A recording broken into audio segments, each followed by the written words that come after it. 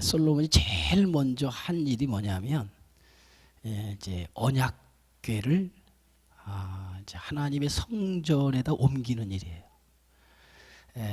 성전을 상징하는 게 언약궤 아닙니까? 그래서 언약궤를 이제 다윗 성 안에, 지금까지는 왕궁이 건축되지 않았기 때문에 그 언약궤가 어디에 머물러 있었냐면 다윗 성 안에 머물러 있었어요. 이제 그 성 안에 머물러 있었던 그것을 이제 성전을 지어서 이제 성전 안에다가 그 언약궤를 이제 옮기는 거예요.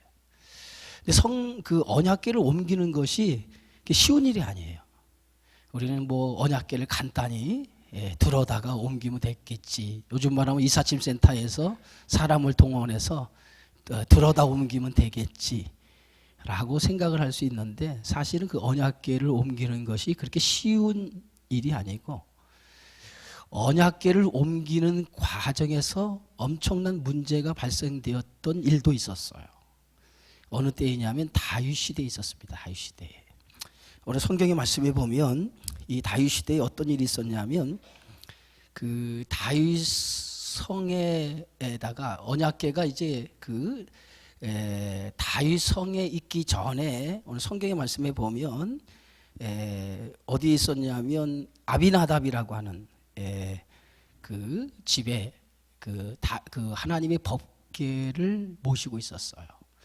그래서 그 다윗이 그 법궤를 하나님의 다윗 성에다 그 법궤를 옮기려고 계획을 세워서 그 법궤를 새수레, 한 번도 짐을 실어보지 아니하는 새수레를 준비하고 거기에다가 소로 하여금 그 수레를 이끌도록 해서 거기에다가 법궤를 싣고, 그리고 그 법궤 앞에는 그 아미나답의 그 자식인 우사와 아요라고 하는 그 자식이 있는데, 그 우사가 맨 앞에 서고 아요가 뒤에서 수레를 따라오는 형국으로 이제 법궤를 옮기게 되어져요.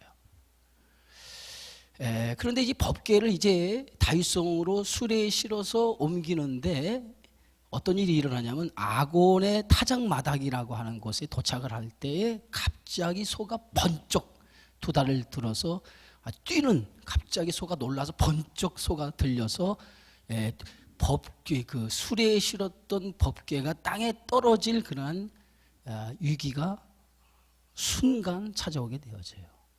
그때 뒤에서 따라왔던 그 성경의 말씀에 보면 아요가 그만 우사가 그 자리에서 그 법궤를 손으로 떨어지는 것을 방지하기 위해서 얼른 손으로 그 법궤를 잡습니다.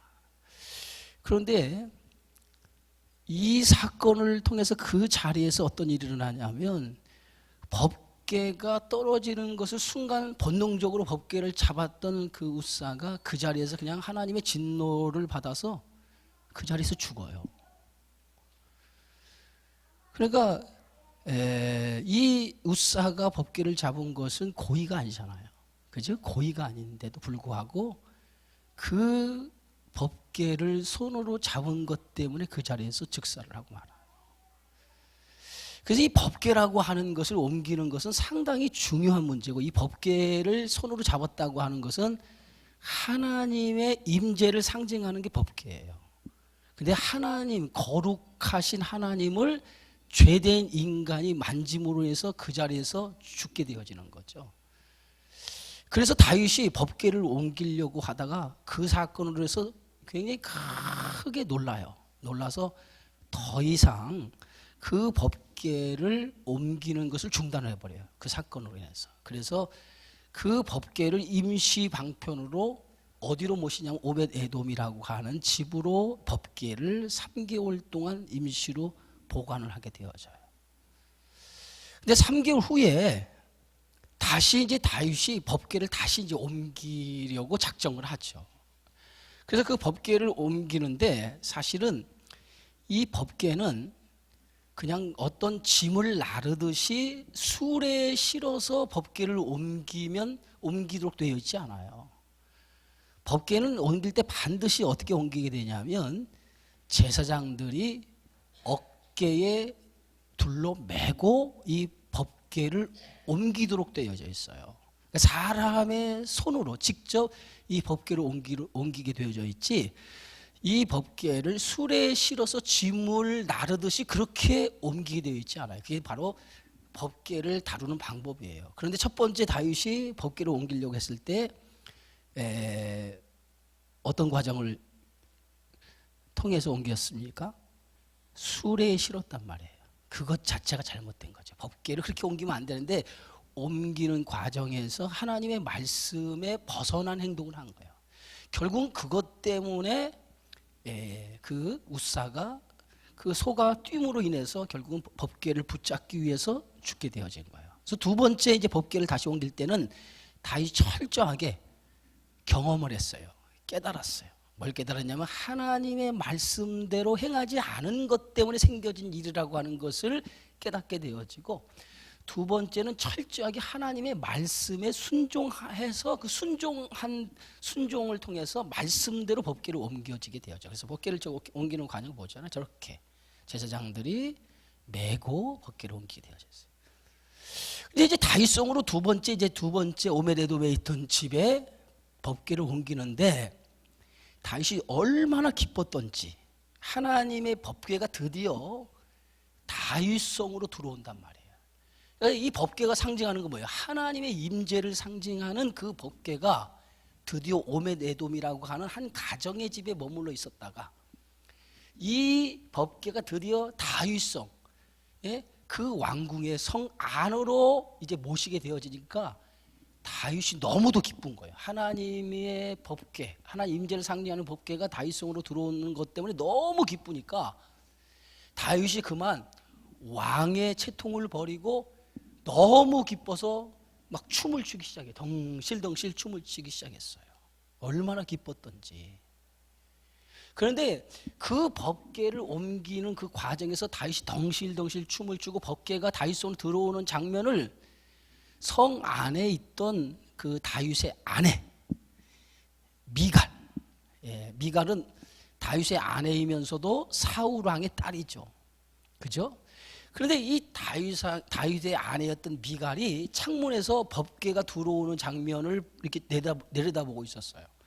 그런데 그 법궤가 들어오는 그 상황 속에서 다윗이 막 왕의 채통을 버리고 막 기뻐서 어쩔 줄 모르고 막 춤을 덩실덩실 추니까 마음속에 그가 드러내놓고 얘기했다는 게 아니에요. 성경에 보면 심중에 그래서 심중에 마음속으로, 야, 왕이 저렇게 채신머리 없이 저렇게 많은 백성들이 보는 앞에서 채신머리 없이 저렇게 왕이 저렇게 춤을 출 수 있느냐라고 마음속으로, 어디로부터요? 마음으로부터. 어디로부터요? 마음으로부터. 심중에 그렇게 속으로만 생각한 거야. 자기 속으로만 생각한 거야. 왕이 이거 채신머리 없이 저게 뭐냐 하고 심중에 자기 마음에 생각한 거야. 그런데 하나님은 미갈이 마음으로 생각한 것까지도 하신 거예요.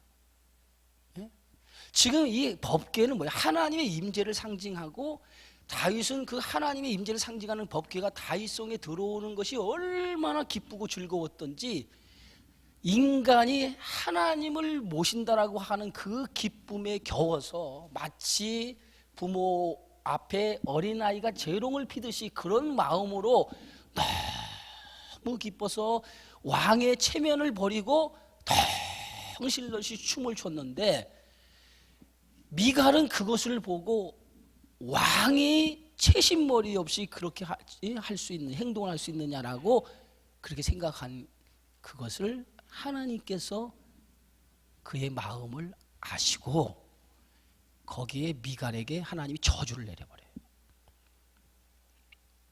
어떤 저주를 내리신지 알죠? 무슨 저주를 내리죠? 그가 살아있는 동안에 태의 문을 닫아버렸어요. 자식을 낳지 못하도록 만들어버렸어요. 그 사건 하나가 아무것도 아닌 것 같은데 하나님의 법궤가 다윗성으로 들어오는 것에 다윗 왕은 너무 기쁘고 즐거워서 마치 하나님을 모시는 그 기쁜 마음으로 그렇게 표현을 했는데, 미갈은 그것을 보고 오히려 왕의 행동이 채신머리 없다라고 하는 심중에 생각했던 그 생각조차도 하나님이 읽으시고 그것으로 인해서 미갈에게 저주를 내렸는데 태문을 닫아버렸다는 거예요. 그것이 법궤를 옮기면서 생긴 문제였다는 거예요. 그런데 오늘 성경의 말씀에 보면 이제 솔로몬이 성전을 건축하고 나서 그 성전을 이제 어디로, 성전을 건축한 그곳에다가 하나님의 법궤, 다윗성에 있던 그 법궤를 다시 어디로 옮겨요? 성전에다 옮기게 되어졌다는 거예요. 그 과정이 오늘 본문의 말씀이에요. 오늘 1절에 이렇게 써 있어요. 이에 솔로몬이 여호와의 언약궤를. 성경에 보면 성경에는 법궤라고 하는 말의 표현이 없어요. 반드시 언약궤라고 얘기하죠. 언약궤, 하나님 약속의 궤라는 거죠. 언약궤를 다윗성 곧 시온에서 메어 올리고자 하여 이스라엘 장로와 모든 지파의 우두머리, 이스라엘 장로 모든 지파의 우두머리, 다시 얘기해서 이스라엘 자손의 족장들이죠. 우두머리 족장들을 예루살렘에 있는 자기에게로 다 소집을 해요. 예루살렘에 소집을 해서 이스라엘 사람, 이 소집을 해서 이스라엘 사람들이 이제 소집된 사람들이 있는 가운데에 언제 법궤를 옮길 것이냐 하고 논의한 끝에 그 법궤를 옮기는 날을 정하죠. 근데 그 날이 언제냐면 오늘 성경의 2절에 보니까 이스라엘 모든 사람이 다 에다님 월 곧 7째 달 절기에 솔로몬 왕에게 모였다 그랬어요. 그러니까 법궤를 옮기는 날을 택했는데 이 에다님 월이라고 그랬다. 에다님 월. 이것이 어떤 날이냐면 초막절 절기에 이 법궤를 옮기기로 했다는 거예요. 초막절. 여러분, 이 초막절이라고 하는 것이 뭐냐면 광야에서 이스라엘 백성들이 애굽을 나와서 광야에서 천막을 치면서 생활했던 것을 기념하는 절기가 초막절이고, 일명 초막절을 뭐라고 하냐면 장막절이라고 얘기하죠. 장막절이라고 얘기해요. 그래서 이 장막절은 두 가지 의미가 있어요. 우리의 구원을 상징하는 그림이고, 또 하나는 이 광야 40년 동안 이스라엘 백성이 광야에 살면서, 그 광야라고 하는 것은 사람이 살만한 땅이 아니에요. 광야는. 그래서 광야 40년 동안 살아가는 그 삶은 사람이 살아갈 수 없는 환경 속에서 매일매일 하나님의 은혜를 바라보고 기대하고 살아갈 수밖에 없는 환경이 광야의 생활이었다는 거예요.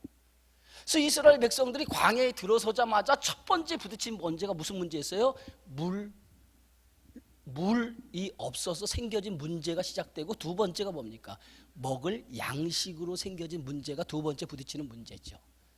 그러니까 이 광야라고 하는 것은 사람이 살 수 있는 그런 환경이 아닌데, 이스라엘 백성이 애굽에 나오자마자 광야에 들어가게 되어져요. 그런데 그들은 광야를 지나서 곧 가나안 땅에 들어갈 거라고 생각을 했는데, 무려 저들은 광야 생활을 몇 년 하죠? 40년을 하게 돼요. 40년을. 그것은 뭐 때문에 40년을 하게 되는 거 다 알죠? 40년, 뜻하지 않게 저들은 광야 생활을 잠깐 지나가는 길목으로 광야를 통과할 거라고 생각했는데, 그들이 40년 동안 광야에서 머물게 되어진단 말이에요. 근데 40년 동안 광야에서 머물게 되어지는데, 그 광야라고 하는 곳은 사람이 살 수 있는 환경이 아닌 곳에 40년을 살았어요. 그러면 어떻게 살았느냐? 광야의 삶은 하나님의 은혜로 살아가는 삶이었다는 거죠. 그래서 아침에 일어나고 눈을 뜨는 순간부터 하나님의 은혜가 없이는 하루를 시작할 수 없어요. 왜요? 아침에 눈을 뜨면 그 이슬처럼 하얗게 서리처럼 뭐가 내리죠? 만나를 내리시고, 그 만나를 각 가지 한 오멜씩 거두어서 그것을 먹었어요. 그래서 그날의 양식이 만나였어요. 그리고 그 한낮의 그 더위, 이 광야는 온도차가 굉장히 큽니다. 예? 그 한낮의 더위는 40도 이상을 가고, 그리고 밤의 기온은 아주 영하로 떨어지는 날씨예요. 그런데 그런 광야에서 집도 없이 그들은 천막에서 그 광야 생활을 할 수밖에 없는데, 그럴 때 저들은 어떻게 그 광야 생활을 40년 버텼느냐? 낮에는 하나님 그 뜨거운 태양을 구름으로 막아줬다는 거예요. 좀 졸지 말고 아멘 좀 해봐요. 그리고 밤에는요, 하나님께서 그 추운, 여러분 추운 그 겨울에 천막 안에서, 여러분 온돌방도 아닌 천막 안에서 생활한다고 하는 게 여러분 얼마나 힘들고 어렵게. 그런데 하나님께서 그들이 머물고 있는 그곳에 뭘로? 불기둥으로 저들을 인도했다는 거예요. 그래서 저들이 전혀 그 광야 40년을 살아가면서 더위와 추위 속에서 견디지 못할 정도의 삶을 하나님께서 허락하지 아니하시고, 오히려 그 가운데 하나님께서 그렇게 저들을 보호해 주셨다는 거예요. 그래서 광야 40년 동안의 삶은 뭐냐면 하나같이 하나님의 은혜로 살아가는 삶이었어요. 하나님의 은혜가 없이는. 그래서 광야 40년은 철저하게 매일같이 하나님의 은혜 안에서 그들은 매일매일 삶을 경험하며 살아가는 거예요. 그것이 광야 생활이에요. 지금 우리가 살아가는 삶이 어떤 삶이라고 해요? 광야 같은 삶이라고 하잖아요. 광야 같은 삶이라고 하는 게 뭐예요? 매일같이 하나님의 은혜 없이는 살아갈 수 없다는 거예요. 그것이 바로 우리가 살아가는 삶이라고 말할 수 있을 것 같아요. 근데 이스라엘 백성이 그렇게 살아간 거예요. 40년 동안 매일 하나님의 은혜로 살아가는. 그래서 이 초막절은 뭐냐면 이스라엘 백성이 그 절기를 지키는데, 이 초막절을 지키면서 하나님이 우리를 구원해 주셨다, 그 구원에 대한 감사와, 또 하나는 40년의 광야 생활을 살면서 우리의 필요에 하나도 부족함 없이 매일매일 하나님의 은혜로 우리의 삶을 인도해 주셨다라고 하는 것을 고백하며 지키는 절기가 뭐예요? 그게 초막절이고 장막절이란 말이에요. 아멘이십니까? 네, 그게 초막절. 그러니까 그 절기가 갖는 특징이 있어요. 그런데 법궤를 옮기는 그 시점을 언제로 삼았느냐? 이 초막절, 하나님의 은혜를 기념하는 그 절기에 법궤를 옮기려고 그들이 계획을 잡았다는 거예요. 자, 그런데 이제 보세요. 3절. 자, 우리 3절 다 같이 한번 읽어봅시다. 3절 4절 시작. 이스라엘 장로들이 다 이름에 제사장들이 궤를 매니라. 여호와의 궤와 회막과 성막 안에 모든 거룩한 기구들을 메고 올라가되 제사장과 뇌이 사람이 그것들을 메고 올라가매 그랬어요. 제사장들이 법궤를 메고, 그리고 뇌이 사람들은 뭡니까? 성전의 기구들을 들고 메고 그들이 하나님의 거룩한 성전이 지어진 곳을 향해 가게 되어졌다는 거예요. 예? 그 다음에 6절 보세요. 6절 우리 한번 자 함께 읽습니다. 시작. 솔로몬 왕과 그 앞에 모인 이스라엘 회중이 그와 함께 궤 앞에 있어 양과 소로 제사를 지냈으며 그 수가 많아 기록할 수도 없고 셀 수도 없었더라. 그런데 그 법궤를 이제 메고 하나님의 거룩한 성전 안에 들이기 위해서 가고, 그리고 거룩한 성전의 모든 기구들을 뇌이 사람들이 메고 성전에 들어가는데, 왕과 솔로몬 왕과 그 백성들은 뭐 했냐면 궤 앞에 양과 소로 제사를 드리게 되었죠. 그런데 그 제사를 드렸는데 얼마나 많은 제사를 드렸던지 그 수가 많아 뭐라고요? 기록할 수도 없고 셀 수도 없었다라고 기록했어요. 얼마나 많은 제물을 가지고 하나님 앞에 드리는데, 예? 기록할 수 없을 정도로 많은 제물을 하나님 앞에 제사를 드리게 되어졌다라고 말하고 있어요.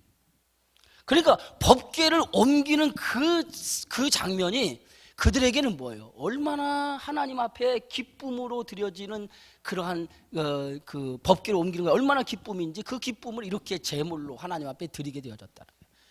그런데 오늘 이 6절 우리 다 같이 읽어봅시다. 자, 제사장들이 여호와의 언약궤를 자기의 처소로 메어 드렸으니 곧 성전의 내소인 지성소 그룹들의 날개 아래라.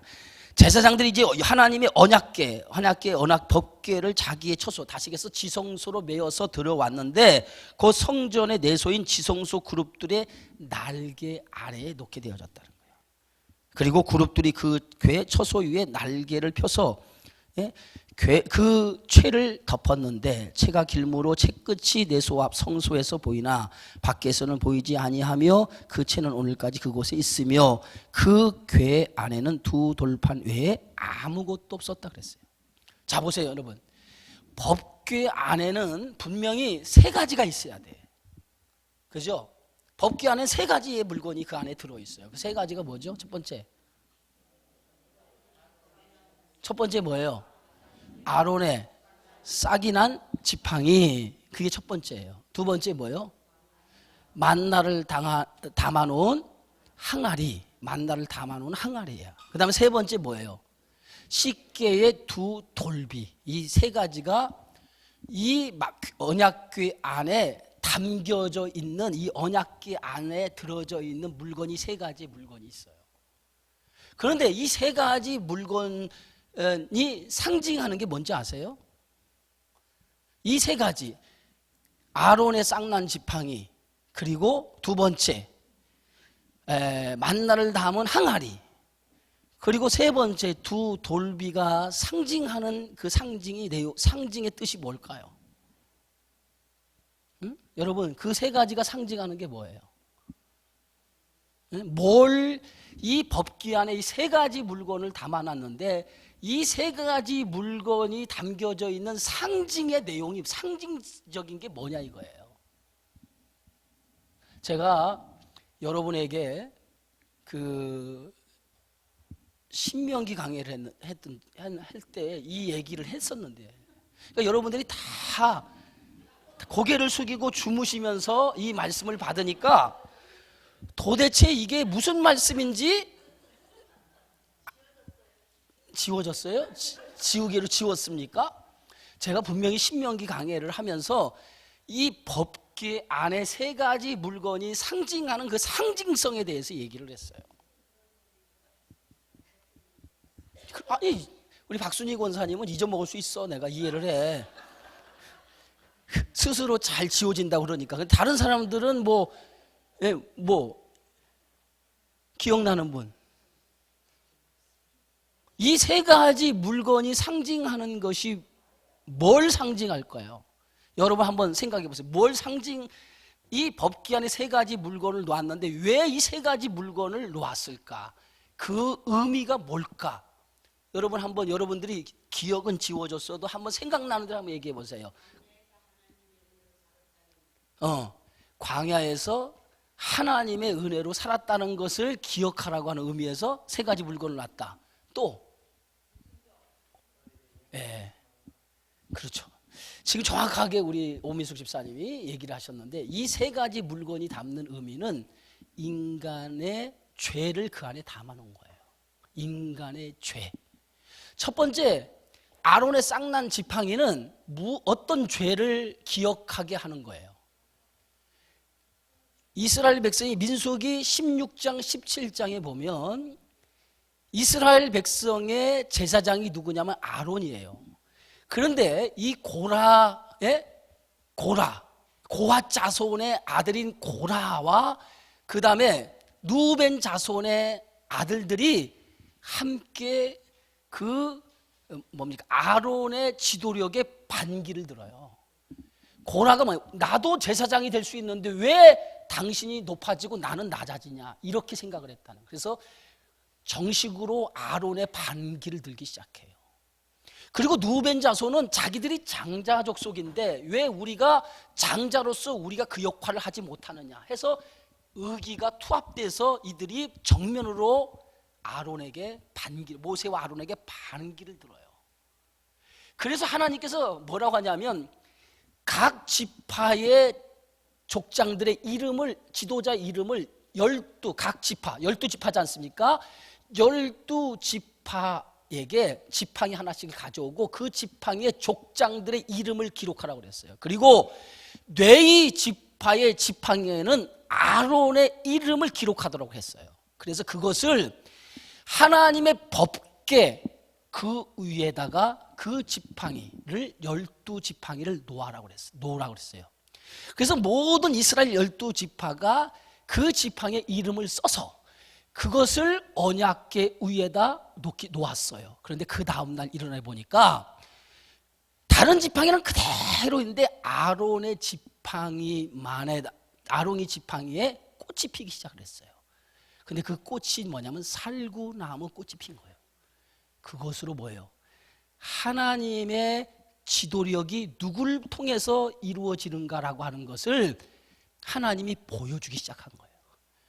그래서 이 정확하게 아론의 쌍난 지팡이는 뭐냐? 이스라엘 백성의 불순종, 죄가 그들에게 하나님의 그 세운 지도력에 대한 반기를 들은 불순종을 표현하기 위해서 아론의 지팡이를 그 법궤 안에 두도록 했어요. 이게 첫 번째예요. 그러면 두 번째 담겨져 있는 게 뭐죠? 만나를 담은 항아리죠. 자, 민수기 16장, 출애굽기 16장에 보면 이스라엘 백성이 성경 지금 찾아볼 필요 없어요. 그냥 여기 보시면 돼.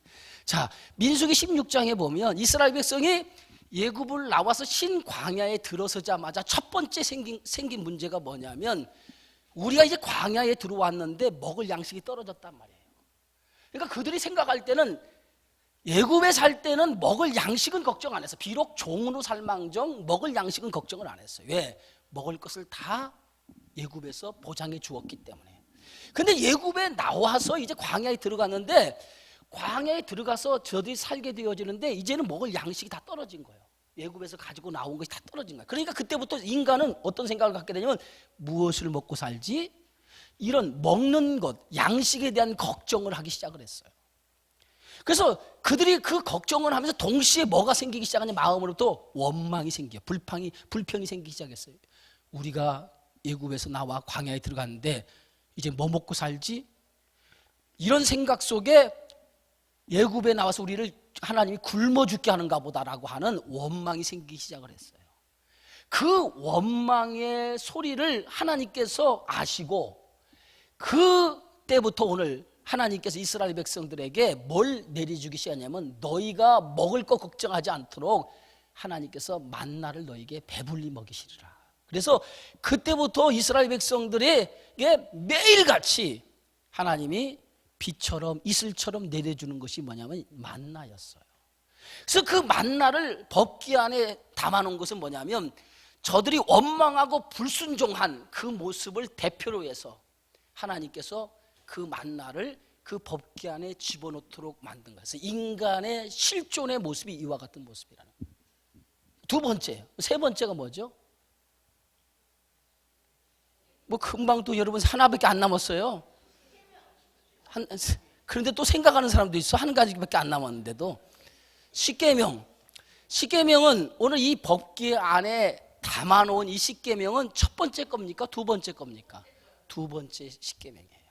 첫 번째 십계명은 모세가 40일을 시내산에 올라가서 하나님과 함께 거하면서 거기서 하나님으로부터 말씀을 적어가지고 두 돌비에 담아서 내려오는데 산 아래 두 돌비를 가지고 내려오니까 내려와서 보니까 아래서는 뭐 하고 있냐면 모든 이스라엘 백성들이 지도자인 아론을 부추겨 가지고 예굽에서 인도하여 낸 신을 보여달라고 그러니까 아론이 예굽에서 가지고 나왔던 모든 금부치를 다 수거를 해요. 그래서 그것으로 뭘 만드냐면 금으로 만든 송아지 형상을 만들어놔. 그리고 그것을 이스라엘 백성들에게 보여주면서 이것이 너희들을 예굽에서 인도하여 낸 신이다라고 신을 보여주는 거예요. 그게 우상의 첫 시작이에요. 네? 신을 눈으로 보기 원하는 것이 인간이에요. 그래서 신을 눈으로 보기 원해서 인간이 우상을 만들기 시작하는데 그 첫 번째가 금으로 만든 금송아지를 만들었다는 거예요. 그래서 이 금송아지를 만들어서 그것을 찬양하는 것을 보고 두 돌비를 가지고 내려오다가 이스라엘 백성이 그 금송아지 앞에 찬양하는 모습을 보고 모세가 뭐가 나와요? 그 온유한 성격을 가진 모세가 이게 끌어오르는 거예요. 그래서 너무도 화가 나서 그 두 돌비를 땅에 내동댕이 쳐버렸어요. 그리고 그 내동댕이 친 그 십계명이 어떻게 됐을까요? 네, 깨졌겠죠. 깨진 것을 가루로 만들게 해서 그 가루를 이스라엘 백성들에게 먹이기 시작해요. 그래서 그날 하나님 앞에 금송아지로 반역한 사람들을 네 지파로 하여금 가루로 먹게 하고 칼을 들어다가 3,000명을 찔러 죽이기 시작해요. 하나님의 반역을 대신 하나님께 3,000명을 죽게 되었죠. 그게 어떤 일이에요? 그게 두 돌비 십계명을 깨트는 사건. 그래서 두 번째 돌비 다시 하나님 앞에 올라가서 두 번째 돌비를 받아가지고 와요. 그래서 두 번째 돌비가 어디에 보관하고 있어요? 십계명가 뭐죠? 언약궤 안에 두 번째 돌비가 보관되어진 거야. 그러면 이 세 가지 물건이 상징하는 게 뭐냐면 하나님의 은혜를, 기적적인 은혜를 상징하는 게 아니라 이 세 가지 십계명 안에 들어있는 이 세 가지 물건이 상징하는 게 뭐냐면 인간은 죄 덩어리라고 하는 것을 상징적으로 보여주는 것이 이 법궤예요. 그래서 법궤 그림 다시 올려보세요. 잘 보세요. 여러분 여기 봐요. 이제 졸지 말고. 땅 안에 아무것도 없어. 뭐 100원짜리라도 있으면 쳐다보지 뭐. 자, 저게 법궤인데, 자 원래 이 법궤 그림을 전면으로 다른 그림을 좀 보여요. 저 법궤잖아요. 이게 그룹이 두 그룹인데 두 그룹 천사가 이렇게 마주보고 있잖아요. 이렇게 마주보고 있는데 저 위에 마주보고 있는 그 밑에 판 있죠. 판, 법궤 위에 판. 이걸 따라 시은좌라고 하는데 이게 뭐냐면 대제사장이 짐승을 잡으면 그 짐승의 피를 들고 와서 이 시은자 안에 부어버려요. 네? 그 피를 그 법궤 위에다 피를 붓는다고. 그러면 이 법궤 천사가 마주보고 있는 이 날개 아래에 있는 이 여기에 뭐가 흥건할까? 피가 흥건하지. 그러면 이 피가 뭐냐면 우리의 법궤 안에 있는 것이 뭐라고 해요? 인간의 뭘 상징한다고? 죄를 상징하는 거예요. 그 피가 생명의 피, 생명을 죽임으로 그 피가 죽음으로 인해서 우리의 죄가 씻어진다라고 하는 의미를 가지고 있어요. 그래서 거기서 뭐예요? 시은좌라고 해요. 하나님의 은혜가 있는 곳이라는 거예요. 이해가 됩니까? 그래서 이 세 가지 법궤가 상징하는 게 바로 인간의 죄를 상징하고 거기에 뭐예요? 날마다 1년에 한 번씩 짐승을 잡아다가 대제사장은 대속죄일이 되면 그 위에다 짐승의 피를 뿌림을 통해서 인간의 불순종, 하나님 앞에 지은 죄가 거기서 씻음을 받는 그러한 일들이 이 지성소 안에서 일어나게 되어지는 줄 압니다. 그게 법궤가 갖는 상징이에요. 그런데 이제 오늘 성경의 말씀 보니까 그런 법궤를 이제 솔로몬이 성전을 짓고 나서 그 법궤를 어디로 옮기냐면 솔로몬 성전을 옮기는데 오늘 말씀해 보니까 이 법궤가 오늘 9절 다 한번 읽어봅시다. 다 끝나가요 이제. 시작. 그 궤 안에는 두 돌판 외에 아무것도 없으니. 두 돌판, 십계의 돌비 외에는 아무것도 없다는 거야. 그러면 그 두 가지가 어디 있어요? 두 가지가 어떻게 됐어요? 두 가지가 어떻게 됐어요?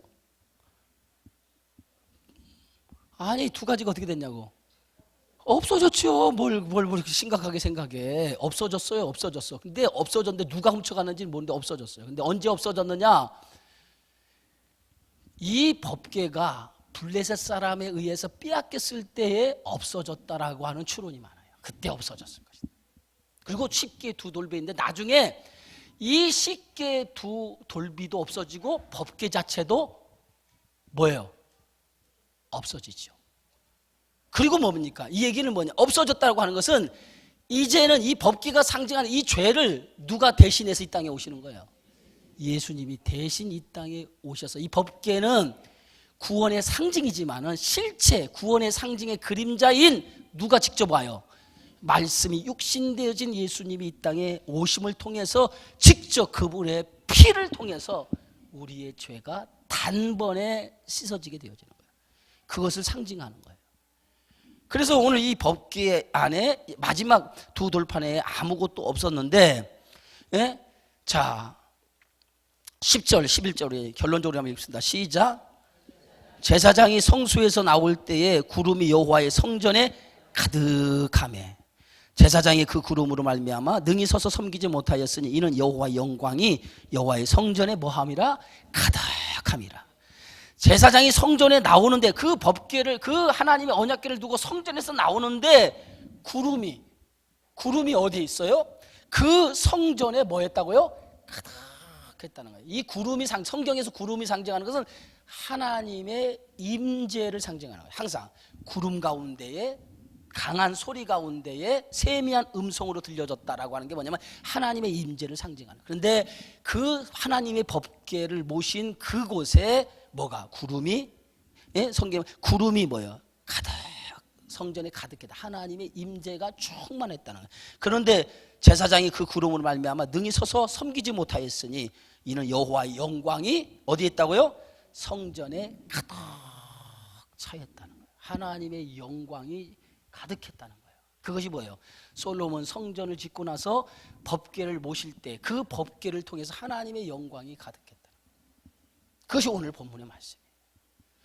결국은 뭐예요? 이 언약궤를 옮기는 이것은 뭐냐면 결국은 이 언약궤를 옮기는 것은 하나님의 임재를 상징하는 그 상징을 이제 그 솔로몬이 그 법궤를 하나님의 성전에 옮기는 거죠. 그러나 이 법궤를 옮기는 것으로 인해서 하나님 임재가 거기로 끝나는 것이 아니라 하나님의 임재는 항상 어느 곳에 나타나니까 하나님의 임재는 항상 어느 곳에든지 하나님 임재가 나타나는 거죠. 그래서 하나님은 어디에 있는 분이 아니라 어느 곳에도 계신 분이라고 하는 거죠. 그런데 중요한 것이 뭐예요? 이제 그 하나님의 임재가 이 땅에 그리스도를 통해서 오시게 되어졌다는 거예요. 그래서 구약의 모든 성경의 내용은 뭘로 되어 있냐면 하나님의 영광이 되신 그분이 인간의 몸을 입고 이 땅에 오시게 되어졌다라고 하는 거예요. 그것을 지금 예표하는 하나의 그림인 거예요. 여기서. 그래서 성전, 이 성전은 뭐냐? 성전은 그리스도의 몸을 가리키는 거죠. 그리스도가 성전인 거예요. 그리고 우리는 뭐예요? 그리스도를 모시고 있기 때문에 우리도 뭐예요? 성전인 거예요. 그래서 그 성전 안에는 뭐가 가득해요? 하나님의 쉐키나 영광이 가득하다는 거예요. 그래서 항상 하나님의 성전인 우리에게는 뭐가 가득해야 돼요? 하나님의 영광이 가득한 삶이 돼야 된다는 거예요. 그것이 우리가 살아가는 삶이 돼야 된다는 거예요. 그래서 오늘 이 성전에 언약궤를 모시고 하나님의 영광이 가득한 것처럼 죄 가운데 있는 인생에게 누가 찾아? 그리스도가 오셔서 우리의 죄를 다 씻어줘서 우리가 하나님의 성전으로 만들어 주셨단 말이에요. 그래서 하나님의 성전으로 만든 우리 자신이 이제 하나님의 영광이 가득 찬 사람이 되어진 거예요. 그래서 우리의 삶을 통해서 뭐예요? 하나님의 영광을 드러내야 된다는 거죠. 하나님의 임재, 영광을 드러내는 삶이 우리 그리스도인들에게 주어진 삶이라는 거예요. 그런 삶을 통해서 여러분의 삶 속에서 늘 하나님의 영광이 늘 충만하시고 가득하시고, 그래서 그 영광을 드러냄을 통해서 많은 사람들에게 하나님의 살아계심을 증거하는 여러분이 되어지기를 주의 이름으로 축원합니다. 기도하겠습니다. 하나님 은혜 고맙습니다. 오늘도 우리에게 주신 이 하나님의 영광이 성전 안에 가득했던 것처럼 그리스도를 모시고 사는 사람은 하나님의 거하시는 성전인데, 이 성전이 하나님의 영광이 가득한 것처럼 우리의 삶에 하나님의 영광이 가득하게 하여 주셔서 이 영광을 통해서 많은 세상 사람들에게 하나님의 살아계심을 증거하고 내 삶을 통해서 하나님의 살아계심을 또한 드러내는 축복된 인생이 되어지게 하여 주옵소서. 예수님의 이름으로 기도하옵나이다. 아멘.